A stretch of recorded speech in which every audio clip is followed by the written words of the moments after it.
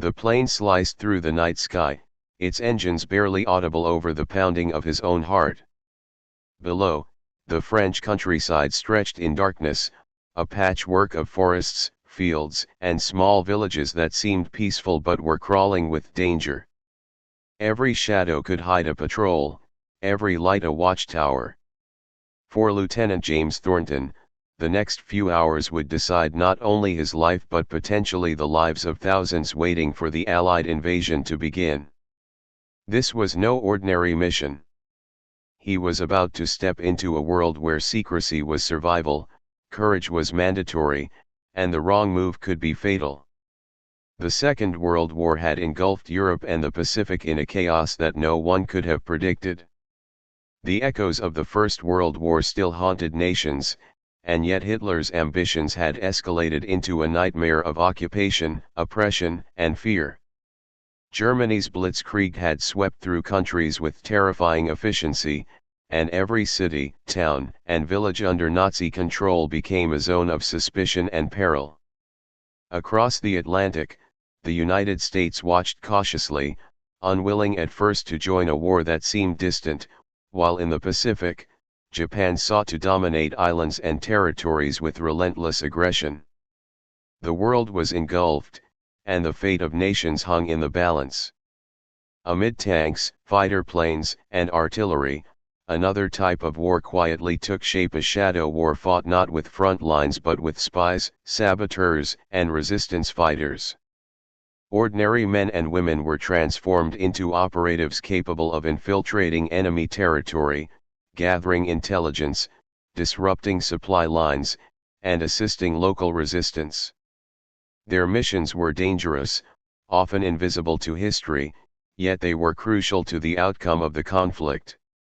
Every operation required meticulous planning, nerves of steel, and a willingness to operate in the gray zones between life and death. In Britain, the Special Operations Executive, or SO, emerged as a secret weapon. Its mandate was simple yet dangerous: set Europe ablaze. Agents were recruited from every walk of life: soldiers, academics, athletes, linguists, and trained to become masters of stealth, demolition, and espionage. They learned to parachute behind enemy lines at night, to blend into occupied towns as ordinary civilians, and to communicate using secret codes and radios that could easily be traced. The psychological demands were immense. Agents had to operate alone or in small teams, often isolated for weeks, with only the vague hope that their work would make a difference. Mistakes could lead to capture, torture, or execution. Across the Atlantic, the United States developed the Office of Strategic Services, or OSS, to carry out similar missions. OSS agents trained in sabotage, intelligence gathering, and guerrilla tactics, preparing to operate in Europe, Asia, and the Pacific. They were often scientists, linguists, or engineers, using their skills creatively to turn everyday objects into tools of war. Their ingenuity, combined with courage, allowed them to disrupt enemy operations in ways traditional armies could not. They operated in darkness, both literally and figuratively, moving in secrecy to change the course of battles without ever being seen. The Pacific theater presented unique challenges. The vast oceans and thousands of islands made conventional warfare difficult, so covert missions became critical. Allied operatives were sent behind Japanese lines to observe troop movements, map fortifications, and organize local guerrilla forces. These missions were often the deciding factor in larger campaigns, informing planning, and reducing casualties during assaults. Survival required skill, stealth, and adaptability. Agents faced hostile environments, diseases, and enemies trained to detect and eliminate intruders. Each mission carried a constant threat, yet their intelligence proved invaluable. Preparation for these operations was exhaustive. Agents underwent rigorous physical and mental training, learning survival techniques, hand-to-hand combat, and the use of explosives for sabotage. They memorized codes, mastered disguises, and practiced infiltration and exfiltration methods. They were trained to think independently, make split-second decisions, and survive under extreme pressure. Isolation, fear, and uncertainty were part of their everyday lives, and each success depended on courage and ingenuity. The early missions were both daring and dangerous. In France, agents parachuted into forests months before D-Day, linking up with local resistance networks to prepare for the Allied invasion. Their tasks included gathering intelligence on German defenses, coordinating sabotage of transportation lines, and ensuring resistance fighters were ready for coordinated uprisings. In Belgium and the Netherlands, operatives conducted similar missions, blending in with civilians, observing enemy positions, and disrupting supply chains. Every mission carried immense risk. Detection could lead to instant death, yet the operatives pressed on, knowing that their work could save countless lives during upcoming offensives. Among the most remarkable figures was Virginia Hall, an American agent operating in France despite having a prosthetic leg. Nicknamed the Limping Lady by the Germans, Hall organized resistance cells, gathered intelligence, and helped orchestrate sabotage operations. Her bravery exemplified the extraordinary courage displayed by countless agents, many of whose names would never be recorded in history books. Their work demonstrated that even small acts of courage in the shadows could have enormous strategic impact, tipping the balance in favor of the Allies. These operations extended beyond Europe. In the Pacific, agents trained guerrilla fighters in the Philippines and New Guinea, gathered intelligence on Japanese troop movements, and conducted reconnaissance missions on heavily fortified islands. They faced tropical diseases, extreme weather, and constant danger from Japanese patrols.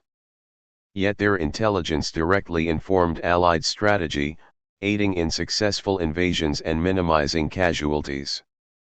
Stealth, adaptability, and courage were as vital in jungles and islands as they were in European forests and towns. By the end of 1942, the framework of the Shadow War had been established. Europe's resistance networks were expanding, supported by agents who risked everything to undermine German control, while in the Pacific, reconnaissance and guerrilla operations were shaping military strategy. These covert operations proved that war was not only fought with weapons and armies but also with ingenuity, courage, and intelligence. The bravery of these operatives, though often unseen, left an indelible mark on history, demonstrating that ordinary individuals could perform extraordinary acts in the face of unimaginable danger. As the world plunged further into conflict, the Shadow War became increasingly critical. These agents, operating in secrecy, often became the first line of defense against tyranny and the unseen force behind major victories. Their missions combined meticulous planning with daring execution, creating ripples that shaped the outcome of the war. Every parachute drop, sabotage, and intelligence report carried immense stakes, yet they persisted, driven by duty, courage, and the belief that even in darkness, human ingenuity and bravery could alter the course of history. In the heart of occupation, the church bell tolled softly in the village square, a sound that should have been comforting, but tonight it rang like a warning. Marianne Dupont crouched behind a pile of crates in the darkened alley, listening as German soldiers marched past. Her hands shook slightly, not from fear, but anticipation. At 23, she had already risked more than most men twice her age. For weeks, she had relayed messages from the local resistance to Allied operatives, guiding them through narrow forest paths and safe houses. Tonight, a new team would arrive, parachuting under the cover of darkness, and she would be their first connection in enemy territory. Every second mattered. One mistake, one misstep, and everyone she knew could be executed. Europe in 1943 was a continent under siege. Cities were occupied, villages patrolled, and every street corner held the possibility of betrayal. Yet in the shadows, the resistance thrived. Men and women across France, Belgium, and the Netherlands risked their lives daily to fight the occupiers. They were farmers, teachers, clerks, and students by day, but by night, they became spies, couriers, and saboteurs. Allied operatives depended on them. Without these local networks, intelligence gathering and sabotage missions would have been impossible. Trust was precious, and betrayal could come from the least expected corner. In a forest clearing miles away, 3 operatives from the Special Operations Executive prepared for their drop. Lieutenant James Thornton, Sergeant William Hayes, and Corporal Henry Mills went over their gear one last time. Explosives were checked, radios tested, and documents memorized.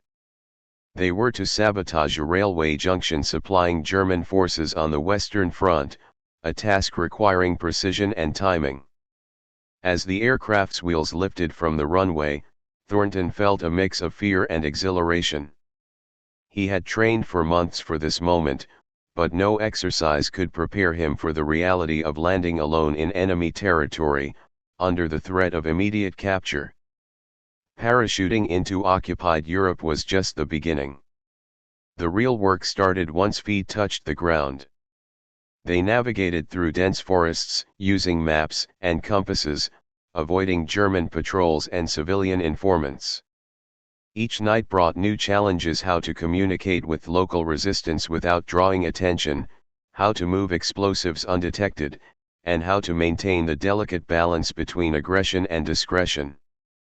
Their every decision could mean life or death, not just for themselves, but for the civilians who assisted them. Meanwhile, elsewhere in France, Virginia Hall continued her extraordinary work. Despite the prosthetic leg that earned her the nickname the Limping Lady, she organized resistance cells in the Auvergne region, coordinated arms drops, and gathered intelligence on German troop movements.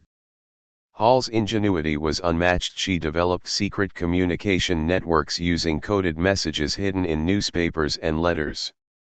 Her ability to evade capture time and again turned her into a symbol of hope and defiance. The Germans, frustrated by repeated sabotage and intelligence leaks, intensified their search, but Hall remained elusive, a ghost moving through occupied villages and forests. The missions extended beyond sabotage. Intelligence gathering was often more critical than explosions or ambushes. Agents infiltrated German offices, recorded troop movements, and smuggled vital information back to London. Every detail could influence the planning of Allied operations. Maps, schedules, and reports collected by operatives allowed commanders to strike with precision, avoiding unnecessary casualties and maximizing impact. Resistance fighters, guided by these reports, carried out coordinated attacks on rail lines, bridges, and communication hubs, crippling the occupiers' logistical networks. Life for the operatives was grueling. They moved at night, slept in barns or hidden cellars, and ate what they could find.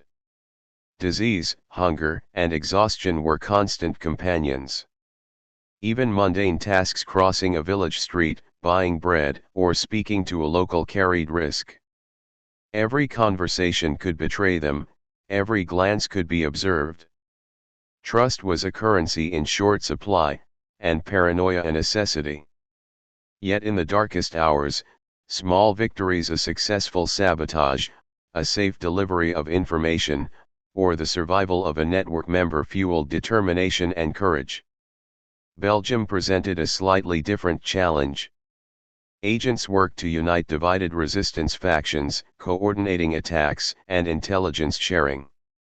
They forged documents, set up clandestine radio stations, and trained local operatives in sabotage techniques. One such operative, a young Belgian named Jean Moreau, became instrumental in disrupting German rail operations near Antwerp. His daring raids and ability to disappear without a trace earned him the respect of both Allied operatives and local resistance leaders. Yet each success came with risk. Patrols intensified, informants prowled, and reprisals were swift and brutal. Communication with Allied command was perilous. Radios could be intercepted, messages could be traced. Agents often relied on couriers, secret drop points, or coded letters. Timing was crucial. Delays or mistakes could result in missed opportunities, failed operations, or exposure of the network.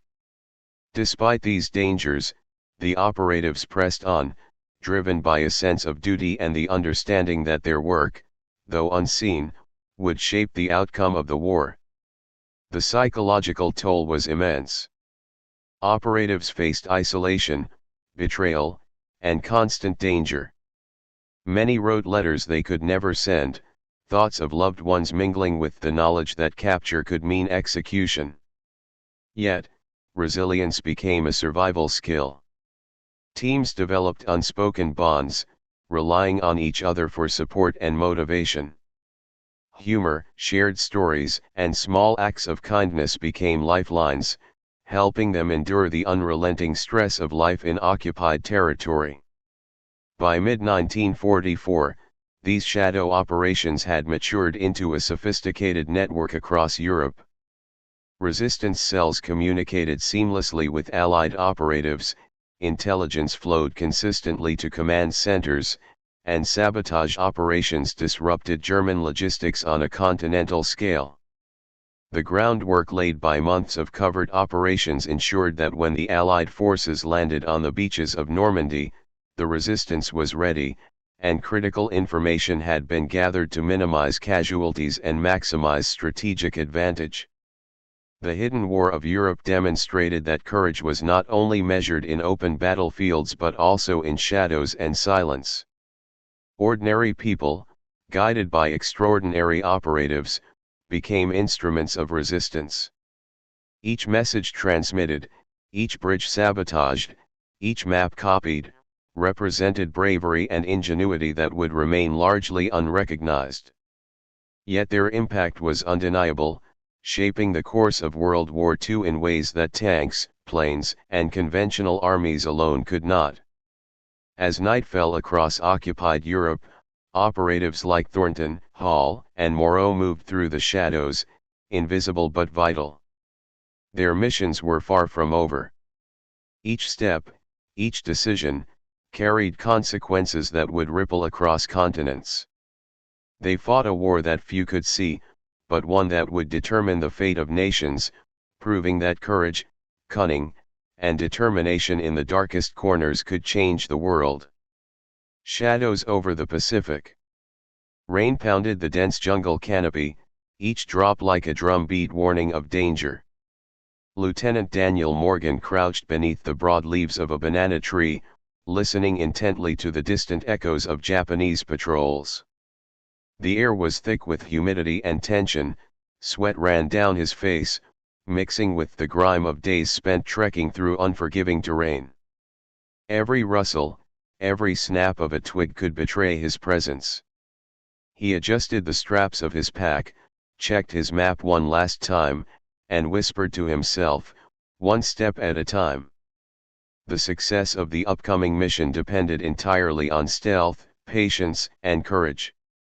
One wrong move, and weeks of preparation would be lost in an instant. The Pacific theater of World War II was unlike anything Europe had witnessed. Vast oceans separated islands that were heavily fortified by Japanese forces, and conventional warfare often proved slow and costly.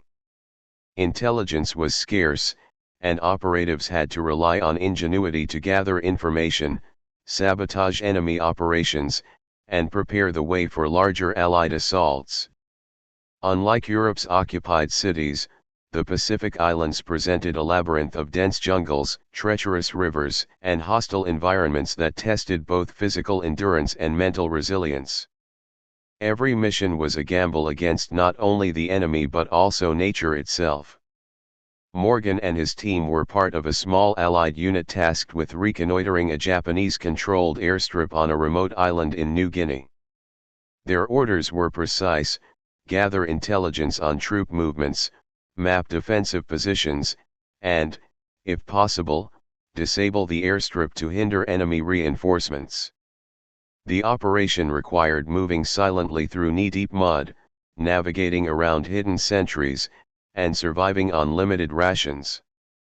Each night was spent in makeshift shelters, listening for distant voices and the sounds of wildlife, aware that even the slightest misstep could be fatal. Allied intelligence officers had learned early on that success in the Pacific required collaboration with local populations. Native guides, familiar with every river bend and jungle trail, became invaluable assets. Their knowledge of terrain, weather patterns, and enemy behavior often meant the difference between life and death. Morgan relied heavily on one such guide, Talo, whose eyes could spot a hidden patrol or a concealed trap from yards away. Together, they moved like shadows, unseen and unheard, threading through the dense undergrowth toward their objective. Covert operations in the Pacific were not limited to reconnaissance. Sabotage was a critical element of strategy. Bridges, fuel depots, and communication centers were prime targets, often attacked under cover of night with minimal equipment. Operatives improvised tools, used local resources, and relied on precise timing to maximize damage. Each act of sabotage forced Japanese forces to divert troops, repair critical infrastructure, and constantly remain on alert, slowing their advance and weakening their hold on occupied territories. These operations required ingenuity, courage, and nerves of steel, qualities that distinguished the few who could survive and succeed from those who failed. One of the most remarkable figures in these Pacific missions was William Donovan's OSS operative, Claire Hoffman. Fluent in Japanese and trained in guerrilla warfare, Hoffman parachuted into the Philippines to organize and train local guerrilla fighters. Operating deep behind enemy lines, she coordinated attacks on Japanese supply routes, provided intelligence on troop deployments, and facilitated communication with Allied command. Her ability to adapt to unpredictable situations and rally local forces turned small skirmishes into strategic victories. Despite the constant threat of capture, Hoffman's resourcefulness and courage made her an invaluable asset to the Allied effort. Life in the jungle was brutal. Mosquitoes carried disease, rivers hid predators, and sudden storms could sweep away entire camps. Operatives lived on meager rations, often eating what they could forage, while maintaining constant vigilance against both nature and enemy patrols. The psychological strain was immense: isolation, uncertainty, and the ever-present possibility of death weighed heavily. Yet camaraderie and a shared sense of mission sustained them. Teams relied on unspoken signals, trust, and experience, knowing that their survival and the success of the mission depended on complete cohesion and discipline. Operations often required improvisation. On one mission, Morgan's team discovered that the Japanese had set traps along every obvious trail leading to the airstrip. Using discarded bamboo, leaves, and vines, they constructed makeshift paths, avoiding detection while carrying explosives and reconnaissance equipment. Nights were spent observing the camp from hidden positions, sketching layouts, and recording troop movements. The intelligence they gathered would later inform a successful Allied bombing raid that crippled the airstrip, buying precious time for advancing troops. Every act, no matter how small, contributed to the larger war effort, demonstrating that courage and ingenuity could compensate for limited resources. The Pacific missions also highlighted the significance of psychological warfare. Japanese forces, unfamiliar with guerrilla tactics and persistent sabotage, often overestimated the size and capability of resistance units. Simple disruptions: a destroyed bridge, a sabotaged radio, or a missing supply cache created uncertainty, forcing commanders to divert attention and troops to areas that appeared vulnerable. This constant disruption weakened morale and strained logistical networks, ultimately shaping the outcome of larger battles. The operatives' ability to operate unseen amplified their impact far beyond the scale of their small teams. By mid-1944, a network of guerrilla fighters and Allied operatives had formed across key Pacific islands.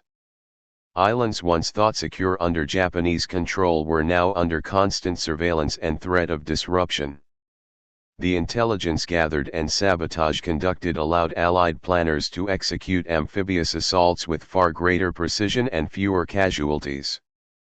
These shadow operations demonstrated that success in the Pacific was not solely dependent on naval bombardments or air superiority, it relied equally on stealth, intelligence, and the courage of individuals willing to operate in complete darkness. As dawn broke over the jungle, Morgan and his team carefully withdrew, leaving no trace of their presence. They moved silently through mud and foliage, each step calculated, each breath controlled.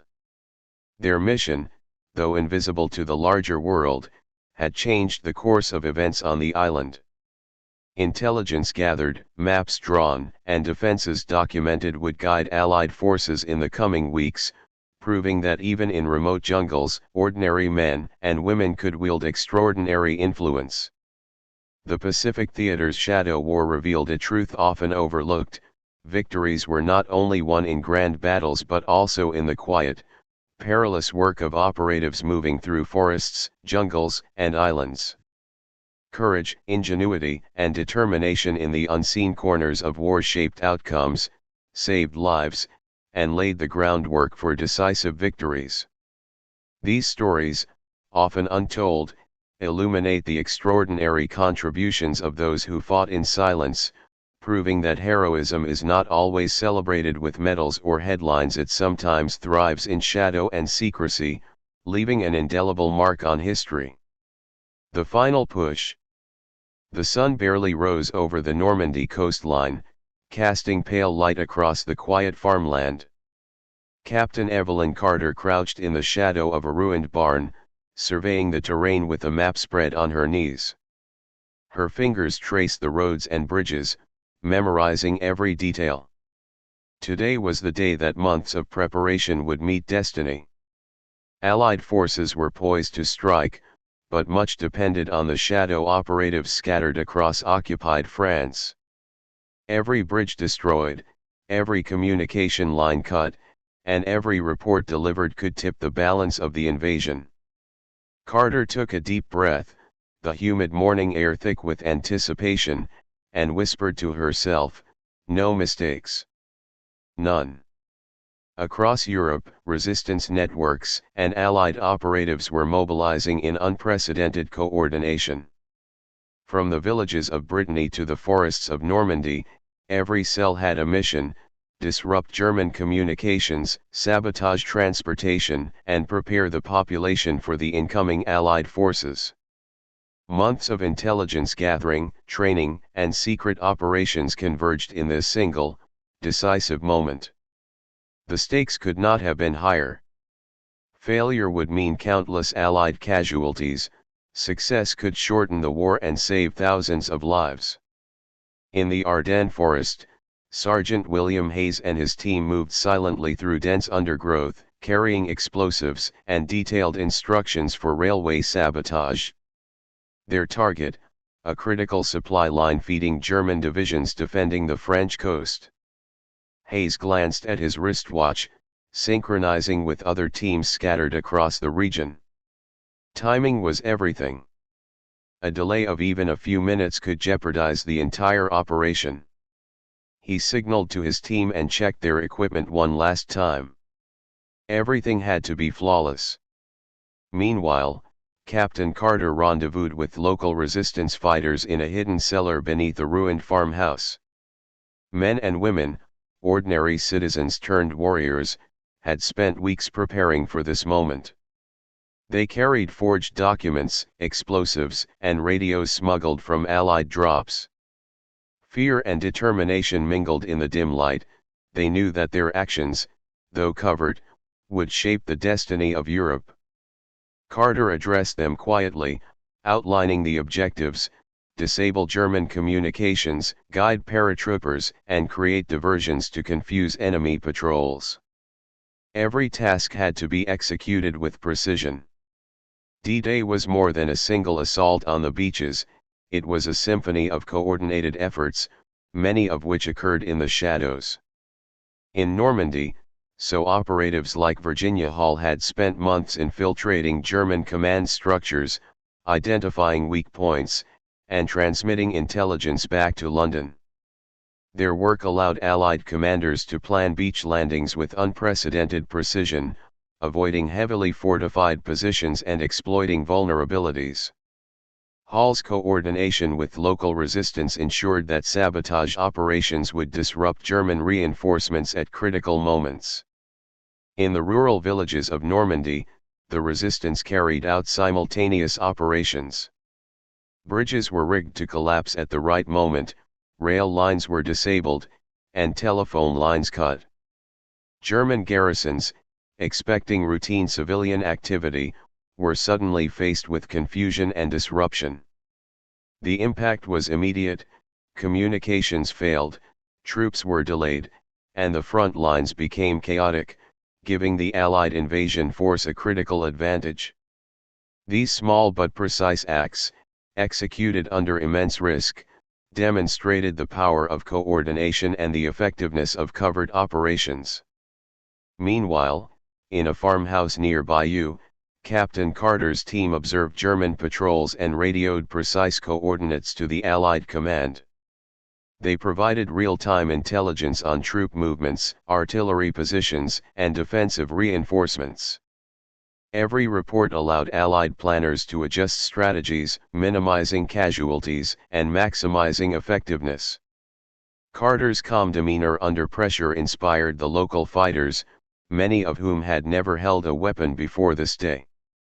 Courage, discipline, and trust guided their actions, proving that even civilians could become extraordinary contributors in moments of crisis.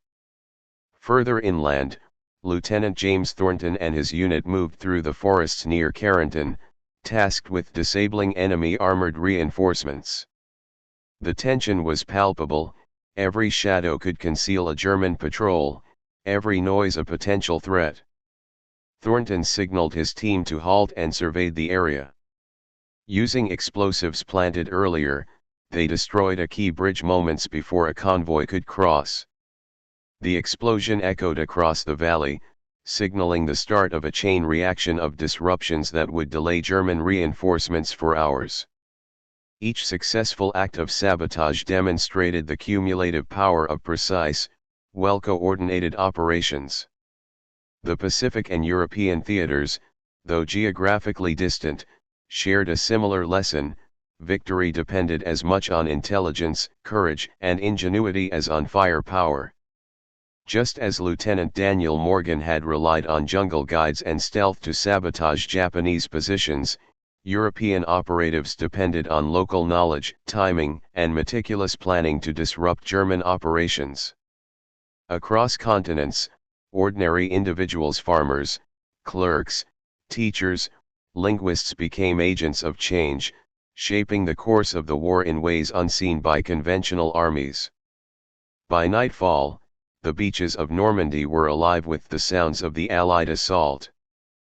Paratroopers descended behind enemy lines, guided by the intelligence and sabotage operations that had cleared the path.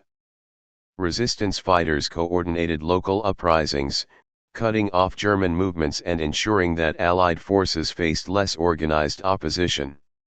The months of preparation, secrecy, and danger converged into a single, decisive moment. Lives hung in the balance, but the meticulous planning and courage of operatives like Carter, Thornton, Hall, and countless others had laid the groundwork for success. In the days following D-Day, the cumulative impact of shadow operations became clear. German supply lines remained disrupted, communication networks were fractured, and reinforcements delayed. The Allies gained a foothold on the continent, a turning point that would ultimately lead to liberation. Behind the scenes, countless operatives celebrated quietly, knowing that their sacrifices, though unseen by the world, had shaped history.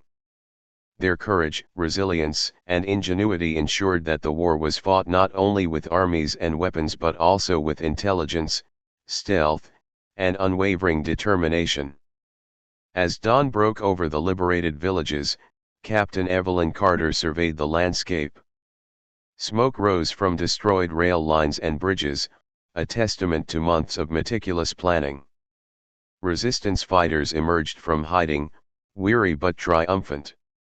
The cost had been high, but the objective had been achieved. In the shadows, operatives exhaled quietly, knowing that their work had saved countless lives and paved the way for a free Europe. History would remember the battles, the generals, and the armies, but the silent courage of those who operated in secrecy remained equally vital. The final push demonstrated a truth often overlooked: wars are won not only in grand confrontations but also through invisible, precise, and daring actions in the shadows.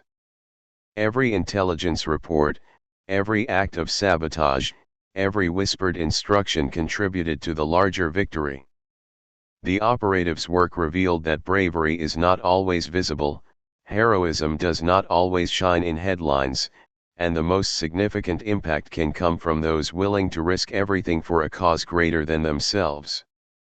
In the end, the Shadow War of World War II left an indelible mark, a testament to courage, ingenuity, and the extraordinary potential of ordinary people.